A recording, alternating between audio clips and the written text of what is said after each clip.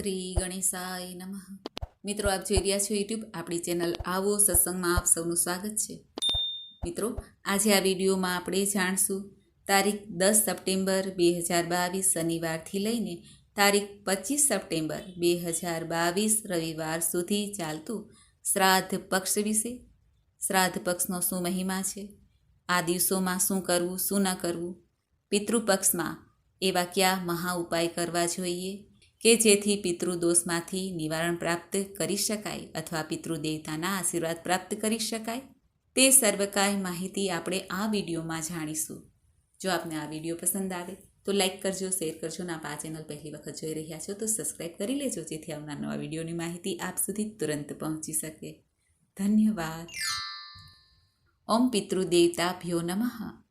મિત્રો, પિતૃપક્ષ એટલે આપણા પૂર્વજોના તર્પણ કરવાના દિવસો. ખાસ કરીને વરસમાં જે એક માસ છે તે છે ભાદ્ર માસ.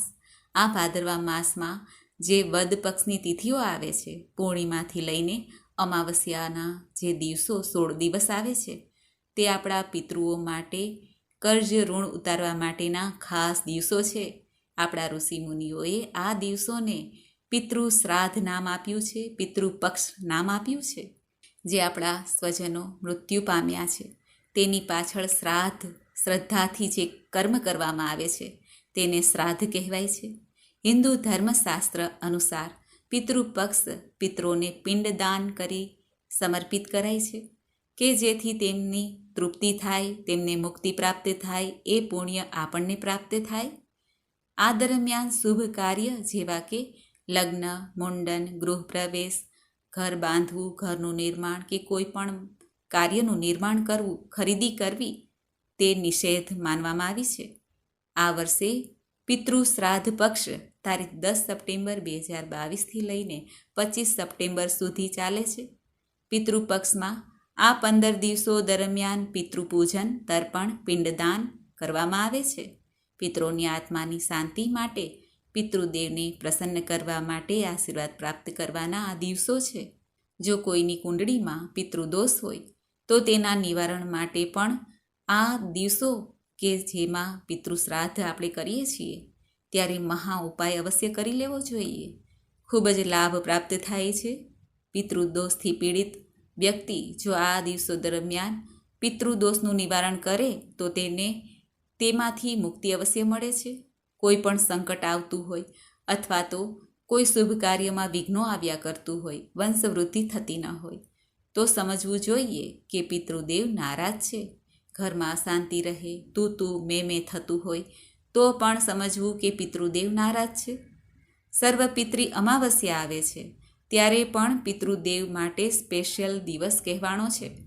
એટલે કે આપણે જે આ 15 દિવસ સુધી શ્રાદ્ધ ન કરી શકીએ, આપણને ખ્યાલ ન હોય કે આપણા જે પૂર્વજ છે તે કયા તિથિના દિવસે સ્વર્ગે સિધાવ્યા, તો સર્વપિતૃ અમાવસ્યા ઉત્તમમાં ઉત્તમ છે.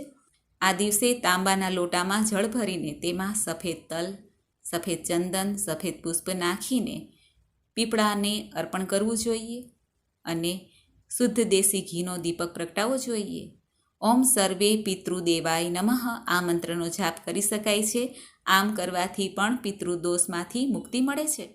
આમ તો આ શ્રાદ્ધ પક્ષમાં જે 16 દિવસ કહેવાના છે તે 16 દિવસ દરમિયાન પીપળાના વૃક્ષના થડમાં જલ અવશ્ય અર્પિત કરવું જોઈએ, ગાય માતાની સેવા કરવી જોઈએ, લીલું ઘાસ અર્પણ કરવું જોઈએ, પિતૃના નામ ઉપર ગરીબ ગુરબાની સેવા કરવી જોઈએ, દાન કરવું જોઈએ. પિતૃના નામ ઉપર સર્વકાય પિતૃ નિમિત્તે જ થાય છે. આપણે લૌકિક કાર્ય કોઈ કરવાનું હોતું નથી, પરંતુ હરિ નામ જપ કીર્તન અવશ્ય કરી શકાય છે. જેમ કે ભાગવત સપ્તાહ બેસાડવી હોય તો તે બેસાડી શકાય છે 7 દિવસની. પિતૃદોષમાંથી મુક્તિ પ્રાપ્ત કરવા માટે જો ઘરમાં કોઈ મૃત પરિવારજનનો ફોટો રાખેલો હોય તે દક્ષિણ દિશામાં જ રાખવો જોઈએ અને ત્યાં ચંદનનું તિલક અવશ્ય કરવું જોઈએ, જેથી પિતૃદેવતાના આશીર્વાદ પ્રાપ્ત થાય. દક્ષિણ દિશા એટલે પિતૃની દિશા કહેવાય છે અને મંગળની પણ દિશા છે.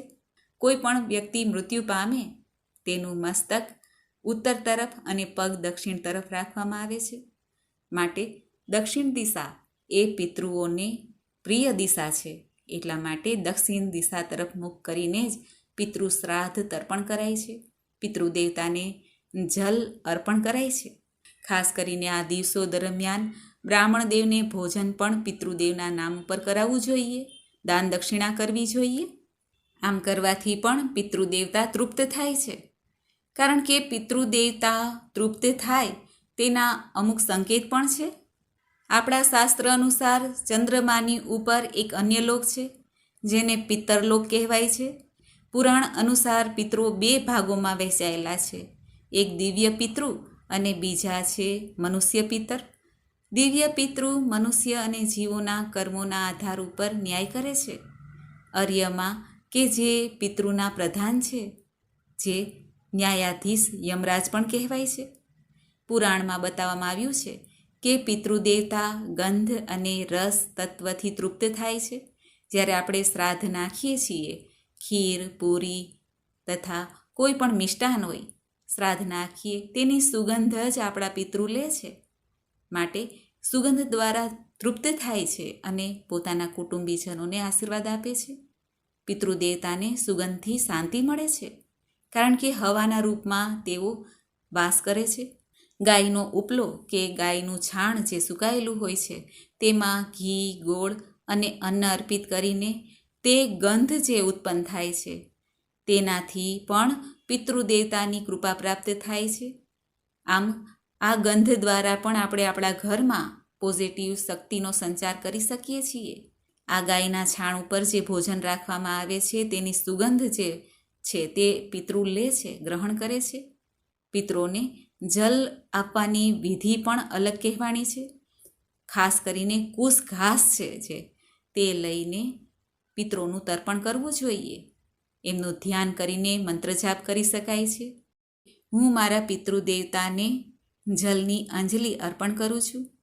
આમ કહીને જે જમણા હાથનો અંગૂઠો છે તેની મદદથી ધીરે ધીરે પૃથ્વી પર 5, 7 અથવા 11 વખત જલ અર્પણ કરવું જોઈએ. આમ કરવાથી પિતૃદેવતા તૃપ્ત થાય છે. પિતૃપક્ષ દરમિયાન દાન કરવાથી પણ પિતૃ સંતુષ્ટ થાય છે. આપણે જે આપણી કમાઈ કરીએ છીએ તેમાંથી અમુક ભાગ, જેમ આપણે દેવતાઓનો કાઢીએ છીએ 5%, 10%, જેને આપણે દસવંત કહીએ છીએ, આપણા કુળદેવીના નામનો, એવી જ રીતે આપણે આપણા પૂર્વજો માટે પણ આપણી કમાઈમાંથી અમુક હિસ્સો જરૂર કાઢવો જોઈએ.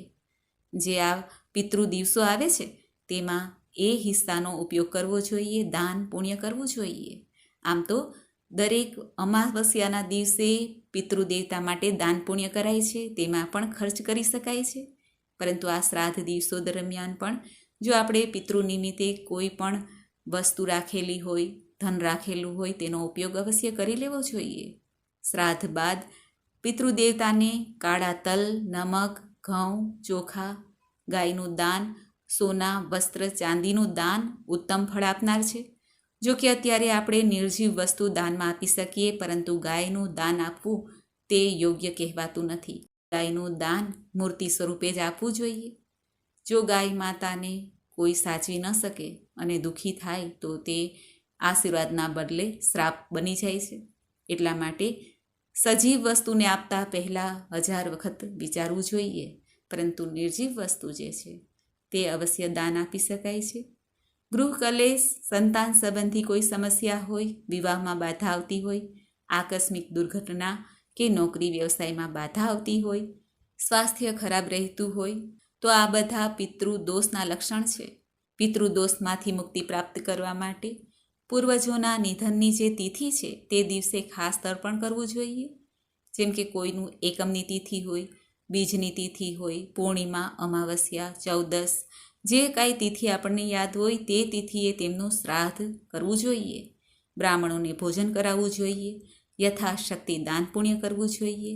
પશુ પક્ષીને દાણા અને પાણીની વ્યવસ્થા કરવી જોઈએ. અને સર્વપિતૃ અમાવસ્યાના દિવસે પણ સર્વપિતૃનું સ્મરણ કરીને દાન પુણ્ય કરવું જોઈએ, શ્રાદ્ધ તર્પણ કરવું જોઈએ.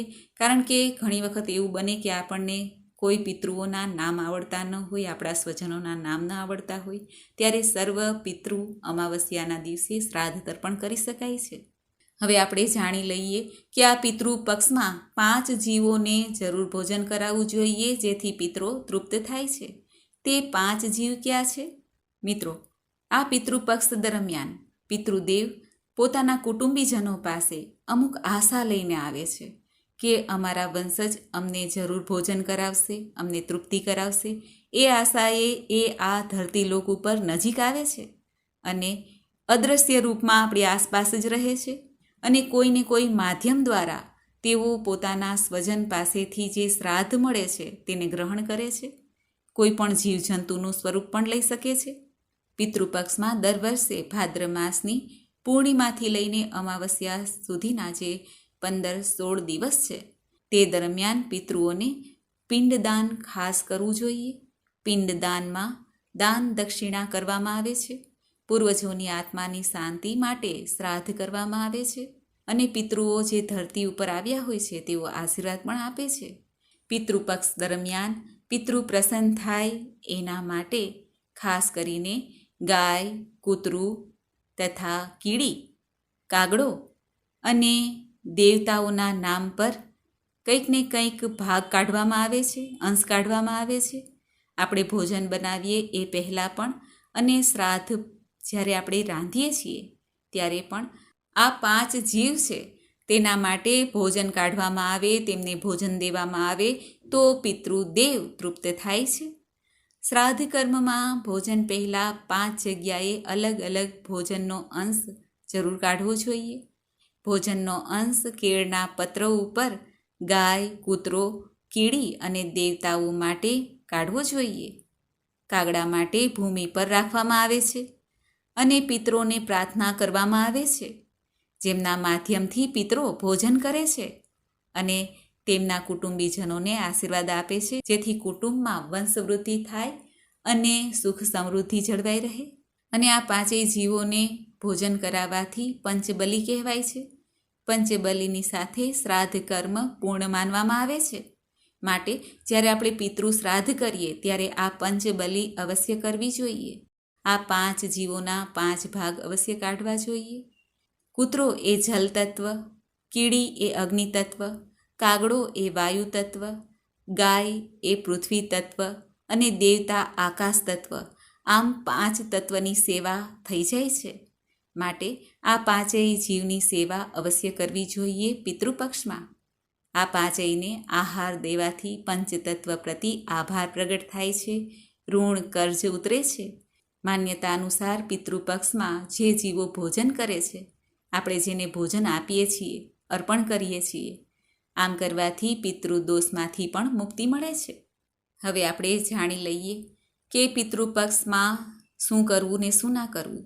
આ પિતૃપક્ષ આપણા પિતરોને સમર્પિત છે. આ દરમિયાન આપણા રસોડામાં માંસ, મટન, લસણ, ડુંગળી કે મસૂરની દાળ ભૂલથી પણ રંધાવી ન જોઈએ. કોઈ પણ વ્યસન ન કરવું જોઈએ. સંયમિત જીવન રાખવું જોઈએ તથા પિતૃદેવ નારાજ થાય કે દોષ ઉત્પન્ન થાય એવું કોઈ કાર્ય ન કરવું જોઈએ. આ દરમિયાન પિતૃ પૂજા થાય છે, પિતરોને તર્પણ શ્રાદ્ધ થાય છે. માટે આ દિવસો દરમિયાન પતિ પત્નીએ પણ સંયમ રાખવો જોઈએ. શરીર ઉપર સાબુ કે તેલનો પ્રયોગ ન કરવો જોઈએ. પિતૃપક્ષ દરમિયાન નવા વસ્ત્રને ધારણ કરવા, ભૂમિ, ભવન સહિત કોઈ પણ માંગલિક કાર્ય વર્જિત માનવામાં આવે છે. કહેવાય છે કે સપનામાં વારંવાર પૂર્વજનું દેખાવું તે સારું ન કહેવાય. પૂર્વજોની આત્માની શાંતિની માટે આ પિતૃ શ્રાદ્ધ પક્ષ દરમિયાન કોઈને કોઈ બ્રાહ્મણ દેવતા દ્વારા એવી વિધિ કરાવવી જોઈએ જેથી આપણા પિતૃને મુક્તિ પ્રાપ્ત થાય. ગરુડ પુરાણનો પાઠ સાંભળી શકાય છે, વાંચી શકાય છે. શ્રીમદ ભાગવત મહાપુરાણની ધુંધુકારીની કથા સાંભળી શકાય છે, વાંચી શકાય છે. ભગવાન શ્રી નારાયણની સેવા પૂજા કરવાથી પણ પિતૃ દોષમાંથી મુક્તિ મળે છે. એકાદશીનું વ્રત, પૂર્ણિમાનું વ્રત, અમાવસ્યાના દિવસે શિવ પૂજન તથા વ્રત કરવાથી પણ પિતૃદેવતાની કૃપા પ્રાપ્ત થાય છે.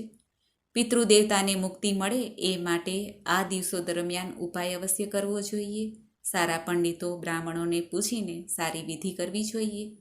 ખાસ કરીને શુભ ક્ષેત્રોમાં જઈને કે જ્યાં તીર્થ સ્થાનોમાં આ વિધિ થાય છે. મહાદેવના જે જ્યોતિર્લિંગ છે ત્યાં જઈને, અથવા તો ચાણોદ છે, અથવા તો ગંગા કિનારે હરિદ્વાર, કાશી આદિ જઈને પણ પિતૃદેવતાની શાંતિ માટે પ્રાર્થના કરી શકાય છે. ત્રિવેણી સંગમ જ્યાં હોય ત્યાં પણ જઈને સ્નાન આદિ કરીને પિતૃદેવતાનું તર્પણ કરવામાં આવે તો પિતૃદેવતાને મુક્તિ મળે છે. આમ પિતૃદેવતાને પ્રસન્ન કરવા માટે વર્ષમાં આ જે 16 દિવસ આવે છે તે પિતૃદેવતાને અર્પિત છે. માટે આ દિવસો દરમિયાન આપણે શુભ કાર્ય કરીને, શુભ કર્મ કરીને પિતૃદેવતાને પ્રસન્ન કરીએ. પિતૃદેવતાના આશીર્વાદ પ્રાપ્ત થાય તો આપણું જે કર્જ ઋણ છે તેમાંથી પણ મુક્તિ મળે અને આપણા ઘરમાં સુખાકારી રહે, વંશવૃદ્ધિ થાય. શ્રાદ્ધ પક્ષમાં પિંડદાન અવશ્ય કરાય છે, શ્રાદ્ધ કરાય છે.